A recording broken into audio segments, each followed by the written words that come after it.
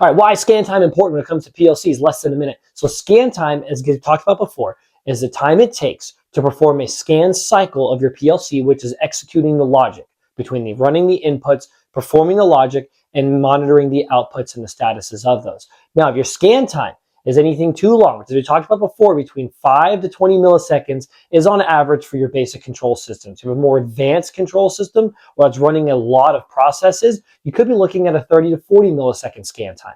Why is this important though? Because if you have a system where you have a lot of redundancies in your logic and the way that it's structured, you have a lot of time delays or variables or stuff like that, like basically inefficient logic, you could be looking at a 200 millisecond scan time. And that is going to cause delays because if it takes you 200 milliseconds to perform a scan, while it's performing that scan cycle, it's not going to be actively looking at the input variables coming in until it performs its next scan cycle. So if you have a very precision-based system that's waiting on that input to execute an output, it could entirely miss it, which is why it's very important to have a refined logic to where you have a low scan time, that way your logic is optimal and you're not missing any inputs.